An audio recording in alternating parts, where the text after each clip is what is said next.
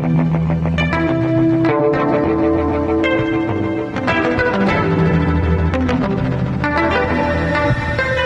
аудиторию Якутского Саха-информационного агентства и приветствую нашего гостя в студии. Это Александр Борисов, министр связи и информационных технологий Якутии. Добрый день, Александр Ильич. И приветствую также моих коллег, журналистов. Это руководитель портала Комуза.инфо, блогер Алексей Васильев и собственный корреспондент ТАСС Сусанна Ружина. Александр Ильич, вот очень много вопросов и претензий на самом деле возникает у пользователей сети интернет в районах республики. Там и медленная скорость, многие говорят, и высокие тарифы. И вот стоит ли людям ждать каких-то улучшений с интернетом? Ну, вопрос здесь одним словом не ответить, да.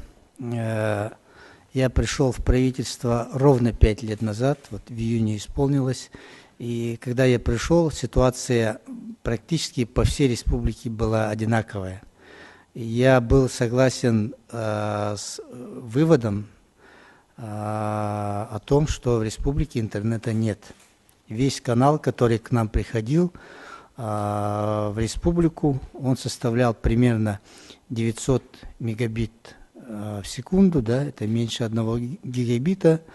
Примерно вот таким каналом сегодня обеспечиваются несколько таких крупных московских домов. Вот. А этот канал распределялся еще на всю территорию республики. Сегодня к нам пришел поток 120 гигабит в секунду, да? Это уже в 120 раз больше, быстрее, качественнее. Кроме того, та инфраструктура, которая сегодня, это оптоволокно, оно в дальнейшем может без таких больших инвестиционных вложений также увеличивать мощность, поток свой, да, можно 120 гигабит, можно 240 гигабит и так далее.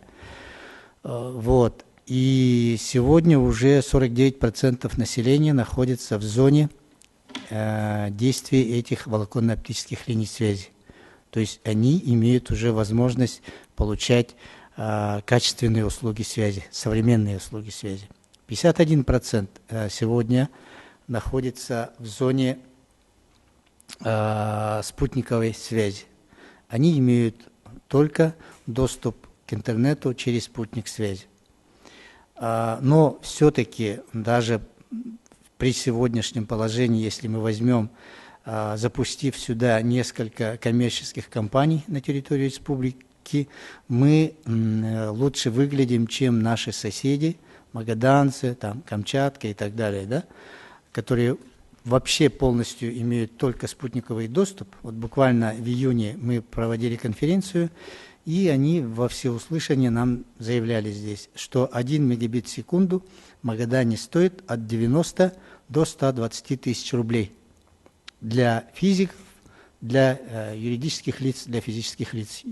Физлица, конечно, не имеют возможности покупать такой интернет, а юридические лица покупают вот такой вот интернет там. У нас в республике сегодня ситуация немножко лучше, но, естественно, для того, чтобы в корне изменить ситуацию, нам понадобится, ну, наверное, 3 года еще. А вот какие планы по расширению покрытия территории республики интернетом? Интернетом, да. Ну, в дополнение, наверное, к первому вопросу еще отвечу, что в июне, буквально в июне этого года мы проводили опрос среди населения республики, и по сравнению с 2013 годом те, кто ежедневно пользуются интернетом, те, кто считает себя вот нормальным, продвинутым пользователем интернета, это за 2 года увеличилось на 6%. То есть, грубо говоря, из 100 человек 77 ответили, что они пользуются интернетом, что они ежедневно им пользуются, и они могут пользоваться продуктами от интернета. Это 6% за 2 года, да? Это, в общем-то, динамика очень хорошая. И при этом, если мы смотрим, где выросло количество пользователей, большую динамику показали сельские жители. да, среди сельских жителей вот это самое пользователей стало больше. Это говорит о том, что все-таки у нас интернет развивается. Эти показатели намного выше общероссийских. Кроме того, сегодня мы говорим о компьютеризации, то те, кто ответил утвердительно на вопрос, умеете ли вы пользоваться компьютером, и сельские, и городские жители ответили одинаково. Городские 79%, сельские 78%. То есть, если несколько лет назад вот это вот была большая разница в этом, да, то сегодня вот снивелировалось. То есть мы видим, что и в сельской местности, в общем-то, все очень даже неплохо развивается. При этом сегодня мы делаем вывод о том, что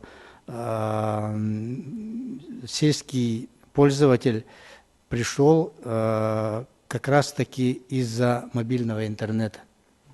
Сегодня, когда мы спросили способ выхода в интернет, это фиксированный интернет через стационарный компьютер, да?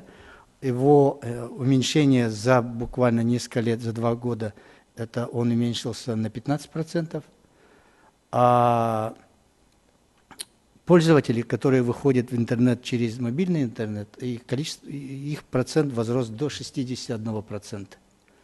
То есть это совсем там где-то в 2013 году было 15%, которые выходили в интернет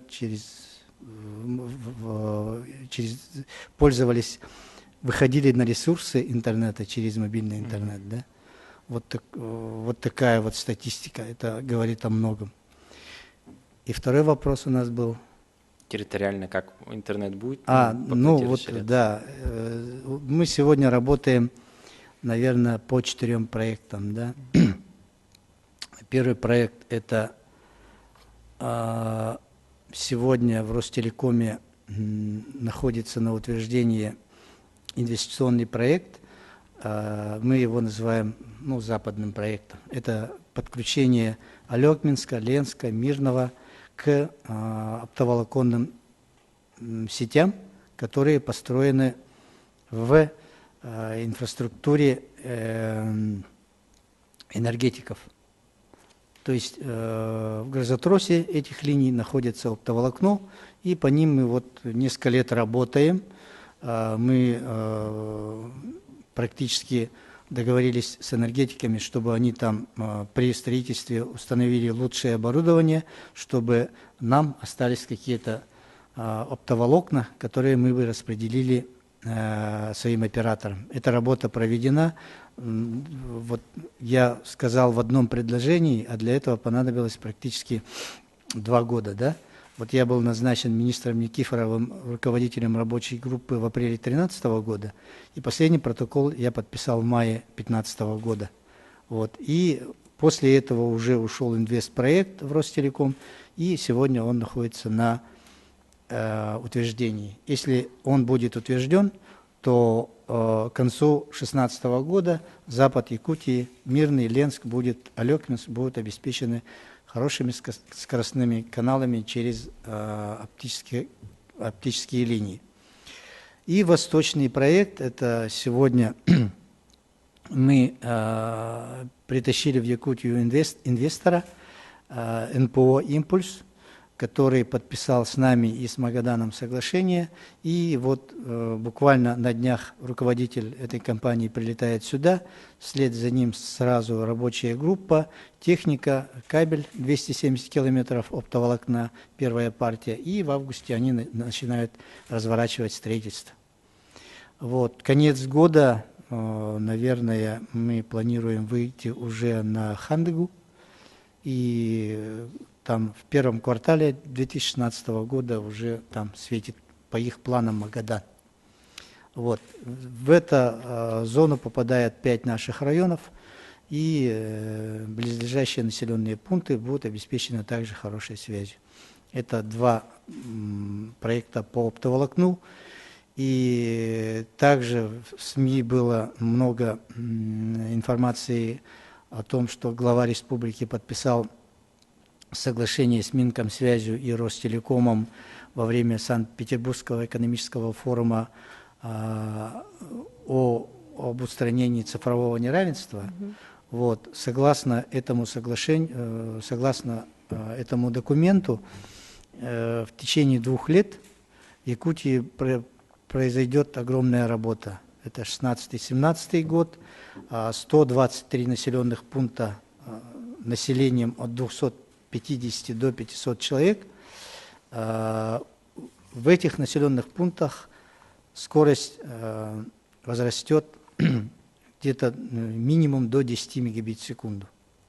Если мы сегодня видим, что там сегодня 256 килобит присутствует, то 10 мегабит в секунду – это очень хорошо, конечно. Далее есть второй перечень, в который включены 248 населенных пунктов численностью населения свыше 500 человек. Вот в этих населенных пунктах, опять же, будет строительство оптики, усиление, умощнение спутниковых каналов связи, и это опять произойдет в течение 2 лет.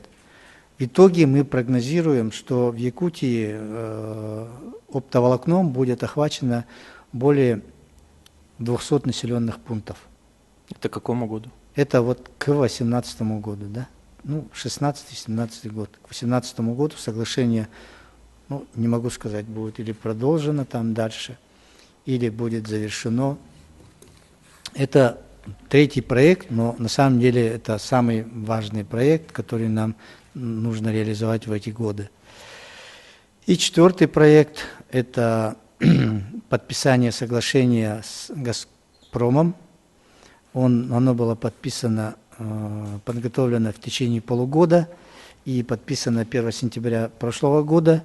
Реализация идет и уже на выходе. Да? Мы там движемся по 2 направлениям. Первое – это выделение 72 МГц, то есть одного полного ствола спутника нам. Вот. В былые годы мы даже не могли об этом мечтать, что нам целый спутник, целый ствол спутника выделяется. Вот этот ствол выделен, в скором времени он заработает. И второе направление – это условно мы называем индивидуальный интернет. По нему ГУП «Технический центр» стал виртуальным оператором. Он начинает сейчас тестирование этого сигнала этого спутника в таких приграничных районах. Да, это там Зырянка, Тикси, здесь в центре в Ленск. И вот к началу августа завершает тест. И уже, наверное, в сентябре будут предлагаться для населения и для населенных пунктов тарифы, во-первых, намного ниже, чем сегодня сложились, и второе, оборудование будет в разы дешевле, чем сегодня предлагается на рынке. Вот 4 проекта, которые, я думаю, что повлияют в ближайшие 2-3 года на всю обстановку в республике Саха-Якутия. В дальнейшем, я думаю, что у нас в России будет освоен К-диапазон. Это новейший диапазон 17 ГГц, который уже, наверное, ну, там, 20-м годам и так далее, практически приравняет технические возможности спутникового интернета и оптоволокна. Вот где-то примерно. Можно уточняющий вопрос? Вот строительство оптоволоконной линии до Магадана, это будет значить, что населенные пункты, которые находятся вдоль этой трассы, будут тоже обеспечены? Однозначно, да. Однозначно. А насколько удаленность там? Ну, не все же населенные пункты там стоят прямо на трассе, да? Но, вот, они когда вот эти жители там, в этом например, году, Олба там село, да, к примеру. Олба прямо стоит на трассе Волс. Ну, Харбалах там, например. Харбалах, конечно, дальше же стоит. Ну, допустим, Мегина-Алдан, да, он в 5 километрах от федеральной трассы. Вот. В этом году будут уже заложены возможности вот, строительства отростков этих волс. То есть в этом году инвестор и строитель будет гнать только до этих крупных населенных пунктов. Пойдет в Хандыгу, дальше пойдет на Уснеру 2 путями, вернее, Аймеконский район 2 путями по старой федеральной трассе, по новой федеральной. И будет оставлять уже такие возможности, чтобы или в этом году часть перехватить, или в 2016 году уже строить такие оптоволоконные линии. Допустим, Крест-Хаджай, да, Мигналдан.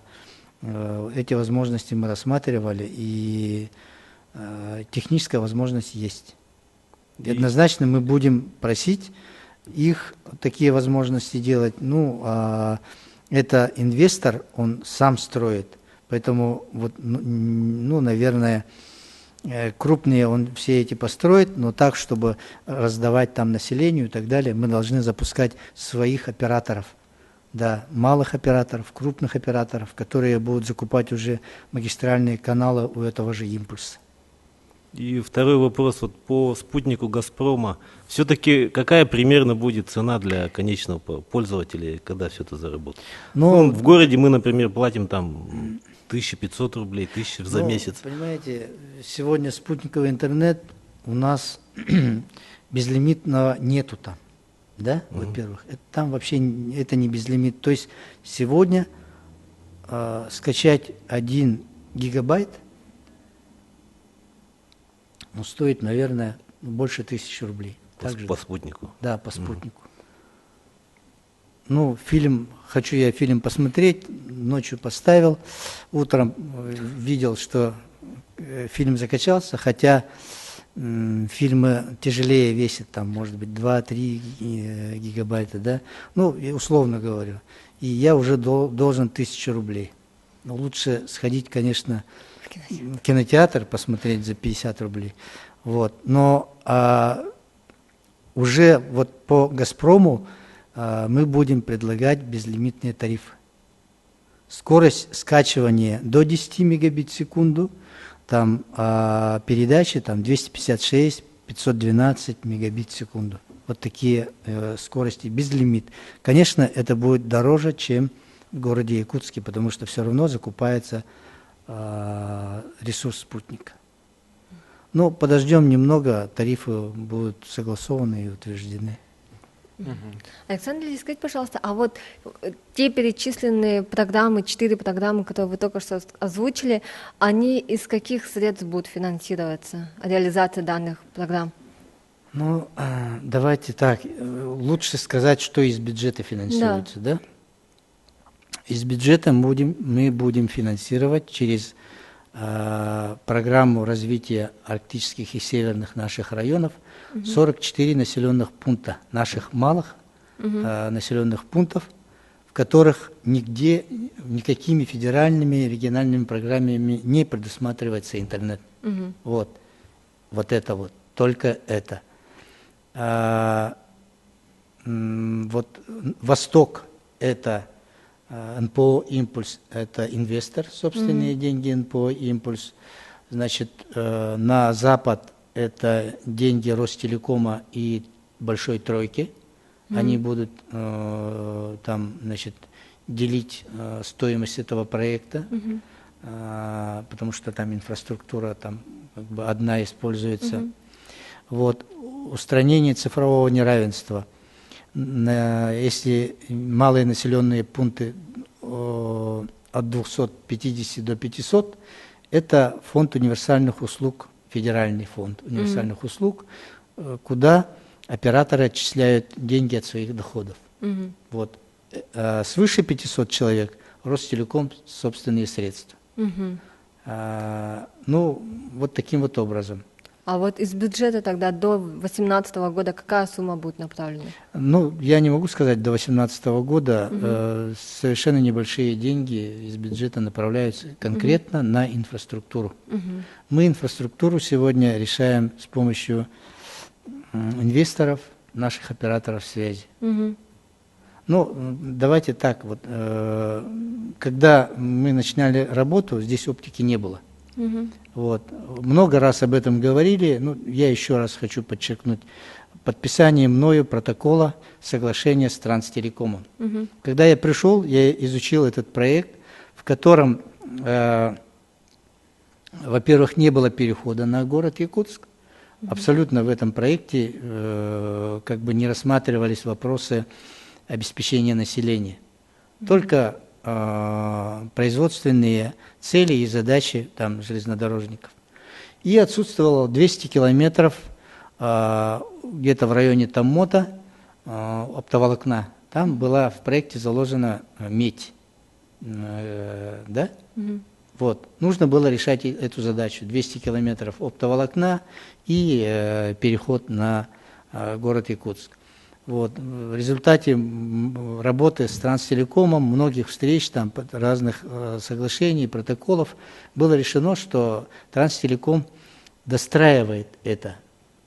Вот это. И бюджет при этом ничего не заплатил. Да, они пришли сюда и начали работать уже не только для железнодорожников, но и для населения республики. Естественно, там у них доходность появилась и так далее, подсчитав все это.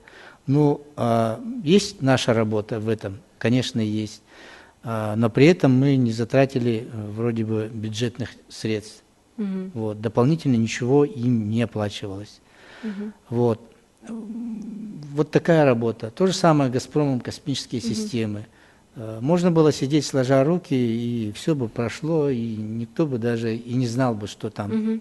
Ну, вышел этот спутник, там, Ямал-401 заменили, а возможности оказались бы неиспользованными. Поэтому мы заранее работали, проводили работу с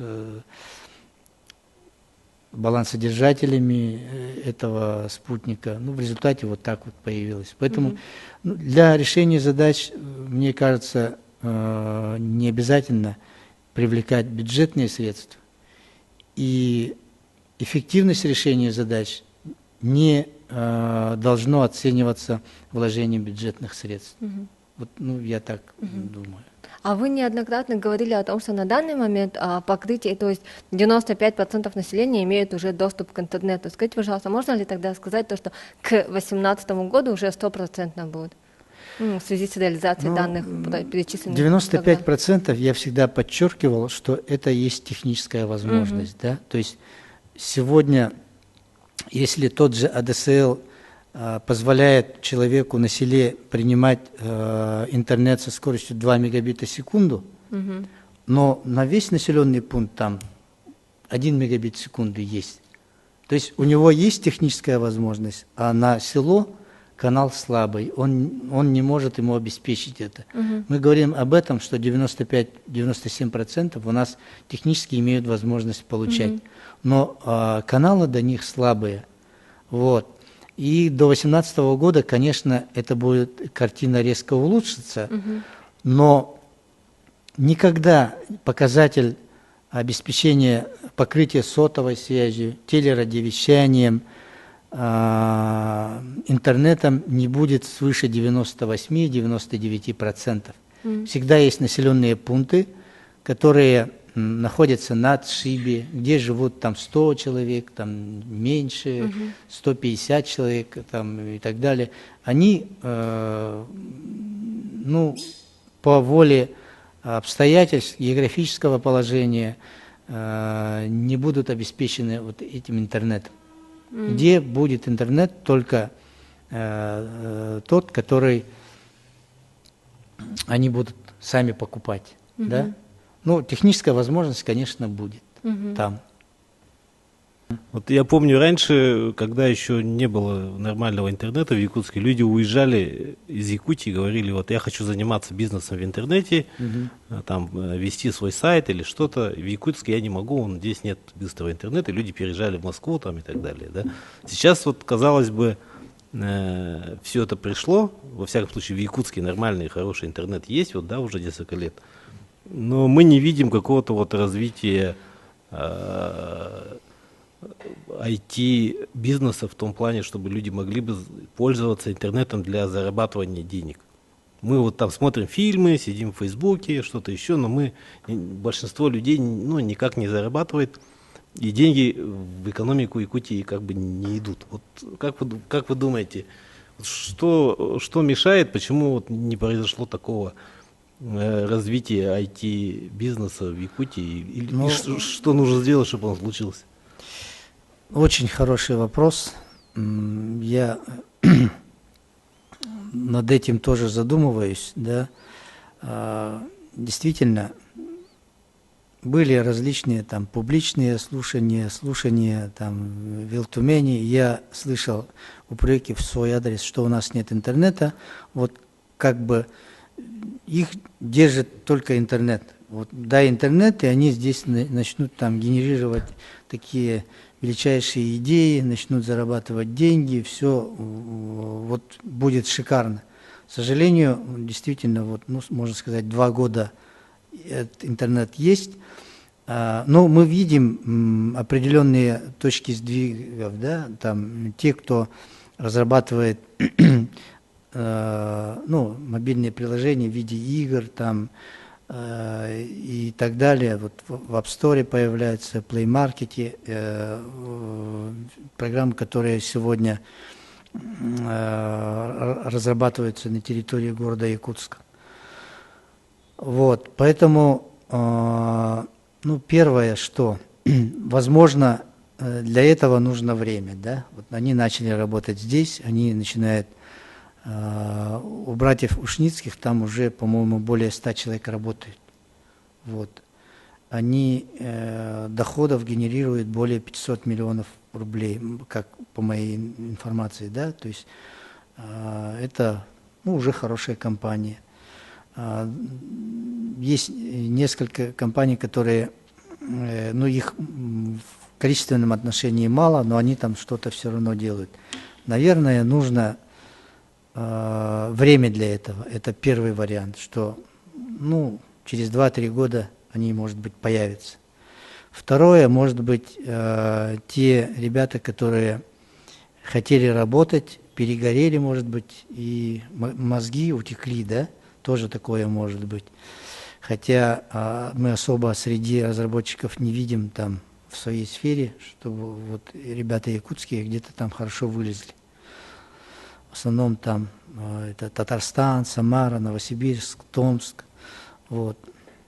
К сожалению, это так. Ну и, может быть, вот поздним нашими движениями в части открытия там технопарка, IT-парка, это тоже влияет, наверное, да.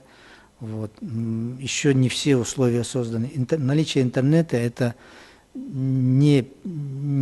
это одно из условий для того, чтобы такой бизнес развивался. Хотя технопарк есть, да, резиденты, он каждый год ищет резидентов. В принципе, можно было бы, пора бы уже действительно, но, к сожалению, мы констатируем, что их очень мало. Раз мы перешли к технологиям, я как раз-таки хотела задать вопрос по реализации проекта IT-парка, именно вот строительство в Якутии парка высоких технологий, как в этом направлении ведется какая работа, и все-таки я в этом плане чуть-чуть не согласна с Алексеем, мне кажется, что как раз-таки сейчас у нас идет бум именно IT-технологий, и как раз-таки и технопарк, и создаются, и у нас есть и технопарки, и сейчас в школах с 1 сентября будут создаваться школьные IT-технопарки, в том числе в IT-направлении, и Семенов Анатолий Асклонович, он неоднократно всегда говорит о том, что именно будущее мы связываем с IT. Вот в этом плане, пожалуйста, как у нас будет работать работа? Ну, я здесь так вижу, да. Сегодня выделен земельный участок. Сегодня есть эскизный проект IT-парк. Но это вот оболочка, да, мы видим пока оболочку только. Сегодня, к сожалению, технопарк Якутия, Семенов Анатолий, вот его, ну, как бы энергия, да, они помогают сегодня всему этому идти, да, он там, то здесь, вот все время продвигает эту идею.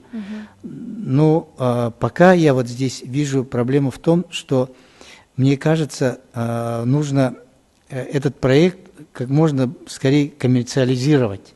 Вот я проблему пока в этом вижу, и с чем я согласен, да, вот по предыдущему вопросу с тем, что для того, чтобы был технопарк, нужно видеть, кто этим технопарком будет пользоваться и кто там будет генерировать доходы. И как этот технопарк не посадить опять на бюджет, он должен сам себя окупать. И к этому времени мы должны иметь уже столько компаний, которые вот пойдут туда, и они будут двигать. И вне зависимости от выделения бюджетных средств, они должны продвигать этот IT-бизнес. Он должен там... Пока, к сожалению, я вот этого вот еще пока не вижу. Этот проект еще достаточно не коммерциализирован, и мы пока не видим вот этой части. Движение по этому проекту есть. Есть поручение главы уже. И федеральный центр вот буквально в июле принял постановление правительства о том, чтобы сделать некие послабления в части налогов тем регионам, которые строят у себя технопарки, IT-парки, да, резидентам, так и самому региону. Вот, и изменения есть. Поэтому, документы есть.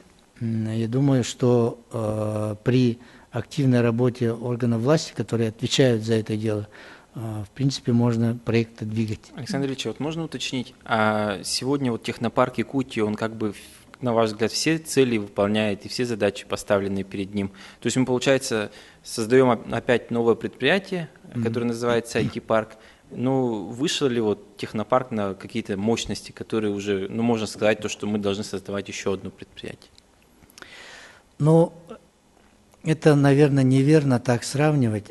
Технопарк Якутия – это юридическое лицо. Вот. И у него есть собственные резиденты, и технопарк занимается не только IT-отраслью, но различными новинками, да, инновациями и так далее, всеми отраслями. Там у него резидентами являются представители многих отраслей экономики. Вот. А IT-парк – это уже все четко связанное с IT-отраслью. Да, вот я не помню цифру, Никифоров, министр, приводил статистику, что если при развитии информационных технологий на 10%, у нас ВРП региона увеличивается на 2-3%, да? Или наоборот, я что-то не помню. Но факт то, что при IT-технологии они, в общем-то, движитель прогресса, и внутренний региональный продукт региона увеличивается уже ощутимо у тех регионов, которые сегодня имеют высокую степень информатизации и внедрения информационных технологий в процесс производства. Так скажем. И вот еще один вопрос. Вот у нас в одном из прошлых выпусков программы в гостях была руководитель мультимедийного продюсерского центра «Сила медиа» Оксана Силантьева. И вот она отметила, что в Якутии, Якутия известна по всей стране активностью якутян в сервисе WhatsApp. И связала это со слабым развитием стационарного интернета. То есть люди больше пользуются мобильным интернетом. Вот на ваш взгляд, это правильная точка зрения или нет? Я скажу... Это может быть отчасти правильно, да, но совсем не так. Мне кажется, здесь более глубокие корни, там вообще в культуре народа, может быть, это даже заложено, мне так кажется. Давайте посмотрим, опять же, цифры, с которыми не поспоришь. Во-первых, я бываю и во многих регионах, часто в Москве, и так как мы WhatsApp никто не пользуется. Вот. А мы начинаем сразу, я по разным группам утром получаю «доброе утро», да? Вот я это иногда воспринимаешь как вторжение вот в твое пространство. Ну, хорошо, доброе, но я вот хочу спать вот в это доброе утро, но мне вот тренькает и говорят, да, доброе утро.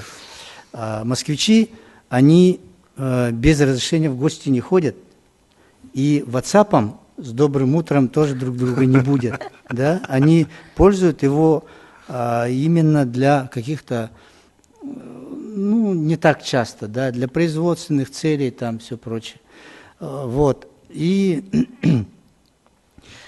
прошлый год, 2014, мы в Намце, где проводились игры народов республики, в стадион провели оптоволокно, поставили кучу Wi-Fi, да, вот все там просто журчало, так скажем. Посмотрели трафик, наши там где-то трафик получился 4,5 терабайта. Много это или мало? Значит, по 2013 году я посмотрел статистику пунктов коллективного доступа по всей Российской Федерации. Их около чуть менее 20 тысяч пунктов коллективного доступа. Они сгенерировали трафик за 2013 год 2,1 терабайт. Представляете, вот сколько там жителей было и 19 тысяч пунктов коллективного доступа. А как мы там сгенерировали? Тот же WhatsApp это сработал полностью. Видео, фото, разговоры, ну это все, да. Вот. Сегодня у нас бабушки, дедушки, они, ну, не ходят на улицу это же, без WhatsApp. 5 лет назад, в 2010 году, вообще мобильным интернетом, я же говорил, 15% только пользовались у нас в республике, а сегодня 61%. 5 лет назад люди ставили вообще другие задачи перед нами. Нам нужен там на участке телефон, фиксированный телефон. 3 года назад перед нами ставили задачи, нам нужен сотовый телефон. Сегодня все это выполнено. Но сегодня говорят, у нас WhatsApp не работает, или плохо работает WhatsApp. Ну, и сегодня обеспечить вот потребности очень сложно, потому что, ну, просто невообразимо выросли потребности населения в каналах связи. И порой мне кажется, сколько бы мы ни дали, этого будет мало. И при этом, я и говорю, у нас то ли мы 100 лет молчали, и до века такого дошли, что так активно разговариваем. Поэтому это не технические корни вот этого вопроса заложены, а глубоко совершенно другие. Отчасти это да, конечно, но WhatsApp, он никак не привязан сегодня к стационарному компьютеру. Если даже мы сейчас дадим стационарный компьютер, вы думаете, использование WhatsApp уменьшится? Не уменьшится, абсолютно, он будет расти и расти. Я хотела бы задать вопрос у вас, спросить по поводу реализации электронного правительства. Как у нас идет работа в этом Вот направлении? это вот, я ожидал этого вопроса так долго. На самом деле, вот смотрите, я опять же начну с цифр, да? Вот. Есть понятие информационного общества. Давайте лучше об этом говорить. Что такое информационное общество? Это доступ населения к информации, это наличие информационных ресурсов электронных, это грамотность людей, да, которые могут пользоваться этими всеми ресурсами и при этом еще пользоваться электронными услугами.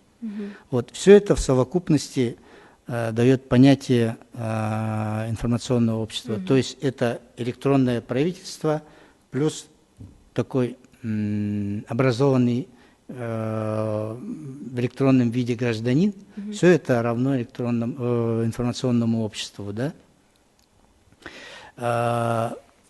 На сайте Госмонитор.ру вы можете найти очень интересные сведения по развитию электронного правительства, информационного общества.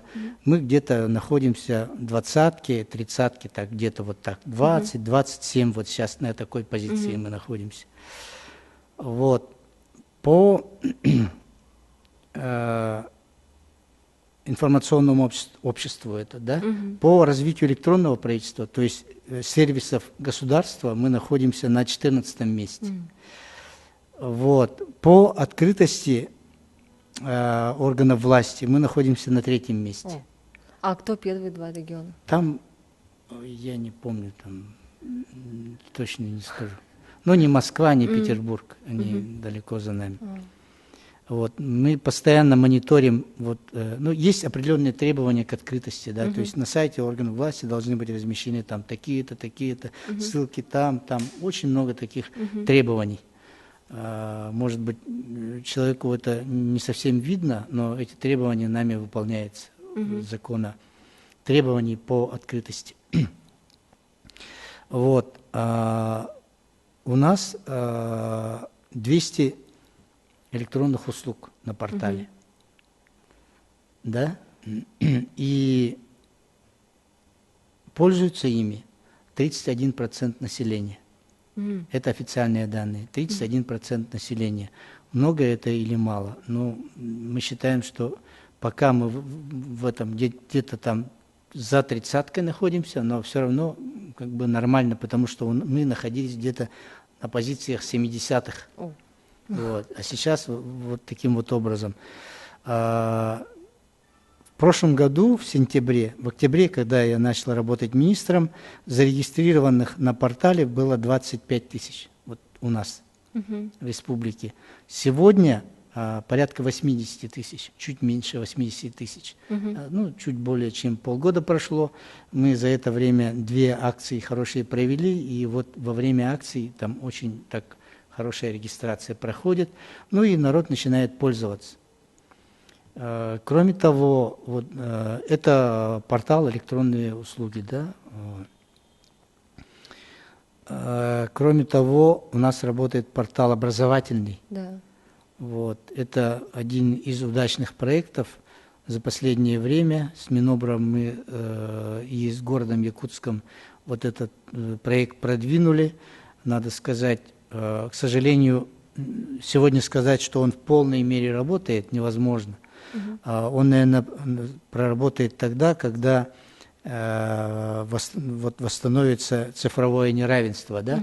То есть, если в городе школы полностью работают с электронным дневником, то есть и родители полностью контролируют все в электронном виде, то на селе это сделать очень трудно. Хотя они также работают, но все же это очень трудно там работать. Все 600 с лишним школ 100% подключены к этому порталу. 700 с лишним, это тоже 100%, детских садов также подключены к этому порталу. Мы за 2 года получили 36 тысяч обращений за услугой постановка в очередь в детские сады. Мы сформировали по республике единую очередь в детские сады. И даже это пошло на пользу, потому что за последнее время порядка 2000 человек, которые стояли в очереди там, они... Централизованы. Да, они, значит, имеют только одну очередь. То есть сегодня с электронными вещами спорить очень трудно. Вот ты здесь стоишь, и все. Ты не можешь, если в Чурапче стоишь, то в Якутске не можешь стоять. И так далее. А то люди могли и там, и там, и там стоять, да, вот умудрялись в 3-4 местах становиться в очередь. Есть запись в школы, электронный дневник, там все сведения о школах. Сегодня уже мы разрабатываем контингент учащихся.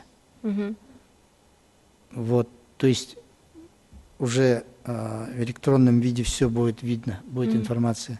Ребенок родился, встал в очередь, он уже засветился, да. Пошел, какой детский сад пошел, какую школу пошел, когда закончил.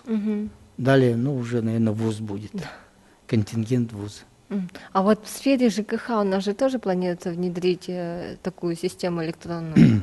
Да, в сфере ЖКХ мы заканчиваем проект информационно-аналитическая система жилищно-коммунальной услуги, которая, призвана стать, наверное, практически революцией в жилищно-коммунальной сфере. То есть человек, согласно закону о ЖКХ, федеральному закону, сегодня, начиная с 1 января 2017 года, если ему не выставят счет в личный кабинет, может не платить и будет прав. Вот, до этого момента все нужно это подготовить, присоединить управляющие компании, все предприятия, которые сегодня предоставляют жилищно-коммунальные услуги, и каждому человеку в семье, который пользуется услугами, открыть личный кабинет. И платежный шлюз. Через интернет все оплачивать. Вот. Карточкой. Карточкой, да, конечно. И мы вот в сентябре уже принимаем эту систему, которая сегодня уже работает в городе Якутске, в Хангаласском улусе и в Намском улусе. Вот 3 пилотных района у нас в работе. Нареканий мы не слышим, но есть пожелания, которые исправляются в ходе теста. Город Якутск, по последним совещаниям, они довольны, можно сказать так, потому что вся тарифная политика поставщика услуг видна, все счета, вся оплата полностью. Можно анализировать различные, брать срезы на какое-то, по поставщикам, по оплате, по дебиторке, кредиторке, в общем, много чего это позволяет эта система. А я правильно поняла, что к 1 января 2017 года вся республика должна сидеть на этой системе по ЖКХ? Вся Россия. Вся Россия. То есть, а если у нас, например, в северах, например, не будет возможности, тогда как быть? К 2017 году будут сидеть. Будут сидеть? Да, конечно. Александр Ильич, вот вы являетесь бессменным ведущим телевизионного проекта «Охота и рыбалка» в Якутии. И вот хотелось узнать, как удается совмещать деятельность чиновника и, скажем так, человека творческой профессии. Я ждал этот очень вопрос, потому что те, кто видит меня в правительстве, они всегда задают вопрос, когда ты все успеваешь? А те, кто видит меня по телевизору, они думают, что я вообще здесь в правительстве не работаю, а только езжу, и все объездил здесь. На самом деле, конечно, очень трудно совмещать. Если бы у меня не было профессиональной команды, как сегодня, то эту работу дополнительную, я считаю так, очень трудно было бы выполнять. То есть сегодня не только я езжу, но и моя команда. Это, человека 3, которые работают, оператор, режиссер, редактор, и я. Планы только расширяться, и я думаю, что мы сейчас должны работать уже над качеством подачи материала.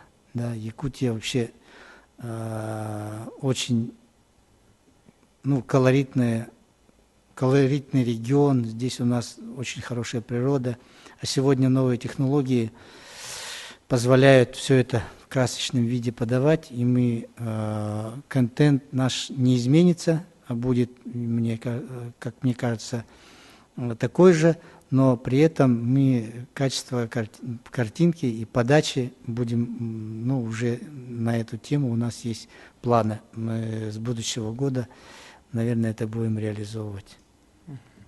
Александр Ильич, наш небольшой блиц, 4 вопроса. И ваша самая сильная черта с вашей точки зрения? Сильная черта с моей точки зрения, наверное, я умею признавать ошибки. Спросите у моих подчиненных. И я, наверное, умею направлять свою команду на решение определенного вопроса. Самое слабое? Самое слабое, тяжелый вопрос. Самая слабая черта, В начале своей деятельности я думал, что это какая-то доверчивость, что ли. Сейчас я не такой, как раньше. Слабая черта – это может быть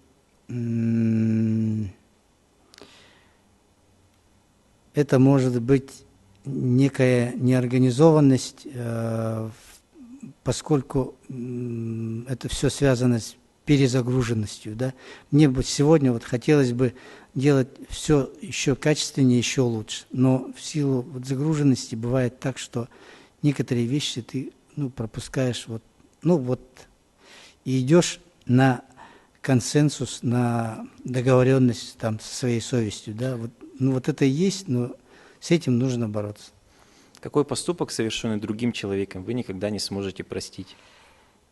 Это, наверное,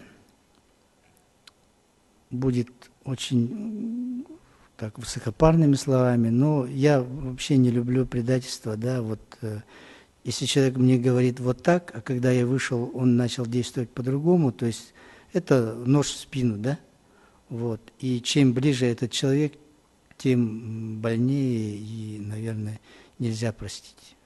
Вспомните самый счастливый момент в своей жизни. Жизнь,